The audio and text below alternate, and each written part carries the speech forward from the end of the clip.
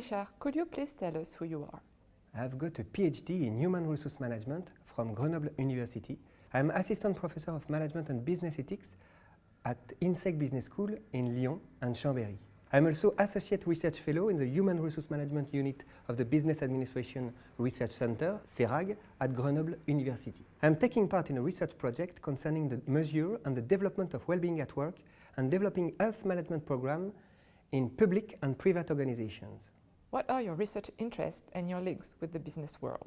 My research interests concern organizational development and learning and collective intelligence through what we call discussions areas. One specific interest is developing the art of organizational analysis using frameworks from psychoanalysis, sociology, and systemic approach. I also work as a professional coach and team builder for medium-sized organizations, administrations, and major global organizations. I established this practice to facilitate grounded research and action research in the human and management field.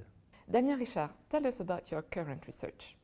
In a recent research conducted with Professor Abord de Chatillon, who leads the Professorship Management and Health at Work at Grenoble University, we propose an innovative framework for modeling conditions of well-being in organizations through what we called the SLAC model. This research has been published in a French academic review, Revue Française de Gestion, in 2015.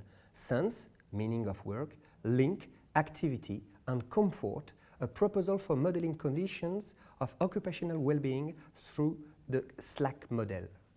What are these 4 dimensions of well-being at work? The SLAC model for well-being or happiness at work articulates 4 dimensions. The first one is sense. I am happy at work when my work makes sense for me. I'm good in my job when I know the reason why I do what I have to do, but this dimension is difficult to capture.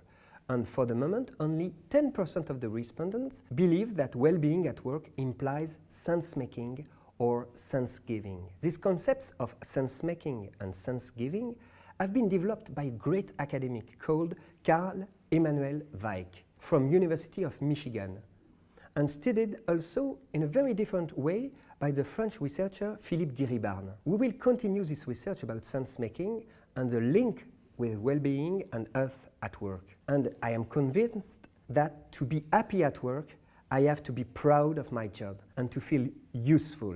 The second dimension is the link, the quality of social links with my team members, with my boss, with all the stakeholders is a crucial dimension of my well-being at work. This quality of the social link is very important for happiness because we are social animals. Rogley, 70% of employees explain that they build their well-being at work in the social links with others, colleague, boss, clients. That's why, for example, nonviolent communication developed by Marshall Rosenberg is a very powerful approach to coach teams and people to empower social climate and build qualitative and creative social links with others. The third dimension is activity. To be happy at work, I need to be able to take initiatives and to act by my own. This dimension concerns 40% of employees. For them, feeling well at work means having a good job. Professors Edward Deci and Richard Ryan from University of Rochester have demonstrated with their self-determination theory that human beings at work have 3 universal needs to be happy: competence, autonomy, and relatedness or affiliation. A team leader has to design and manage activity in order to fulfill these basic psychological needs for competence, autonomy, and affiliation in the daily work. I agree with Professor Yves Clos when he says there is no well-being or quality of life at work without power to act and quality of activity. The fourth dimension is comfort. You are well at work if you have a good, sufficient salary, a secure job, a beautiful office, powerful laptop, iPad, smartphone, and so. For example, I am happy in my work if I can find a good balance between work life and family life. For example, being allowed to telework from my home or from a co-working space when I think it is convenient and it saves time and strain. But this dimension of comfort is paradoxical.